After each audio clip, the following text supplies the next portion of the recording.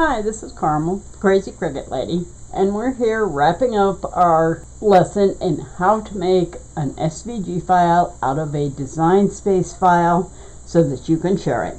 And what we're doing now is we are checking our SVG file to make sure it's correct, make sure we changed everything we were supposed to, and then we're going to look at the instructions for the file to tell people how to upload it and change it so that it's cuttable in Design Space. So let's get started. We're going to check our file first. And we're in Design Space. We're in a new project. Nothing on it yet. We're going to click Upload. And these are some of the projects I've done before or recently. Click Browse.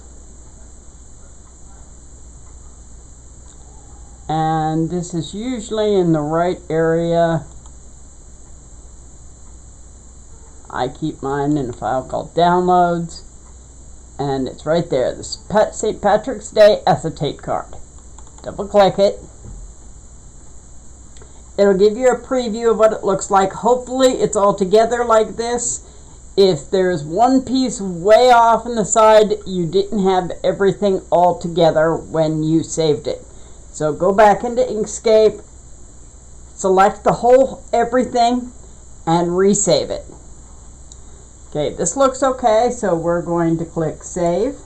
And then it'll put picture in the recently uploaded images. All you have to do is click on it once and insert the image. When Design Space loads up something from Inkscape, it always does this to me. I've asked Cricut why, and they just sort of shake their head and say, I don't know. So I've created a workaround. What you need to do is make the file as big as you had it. So we had it at about 10 inches. So we're going to make it 10 inches tall. And this will take it back into the center where it's supposed to be and make it the right size. Next thing you need to do is check to make sure you color synced everything properly. And this one looks good. These are all black. These are all dark green, light green, middle green. So we did do that right. If something's wrong, like you forgot to make these two pieces the same color, just go back into Inkscape, fix that, and then upload it again and look at it again and make sure it's fixed. That's the first thing we need to check. Now we'll go back to the layers, and we need to check, make sure everything's here and that there's no little outlines or parts that we don't want. Sometimes when I do multiple files, I get extra stuff. So everything here is what we want. And now we're going to go through and check that everything looks okay. So you hit Ungroup, and that breaks it all down into individual pieces. You want to click this and change it to Draw, and do that with all the other things. And these are all things you're going to tell them to do in the instructions, but we're just checking to make sure there's nothing that jumps out. We're going to attach all of these to the card, so you want to select everything. It's usually easier to select it over here because you know what needs selected and what doesn't. See, that looks like everything on the base. And select the base card, because that's what you're attaching it to, and click Attach. And then usually it'll put it on the front layer, so then you have to send it to the back so that it's there again. And we need to attach this to that piece.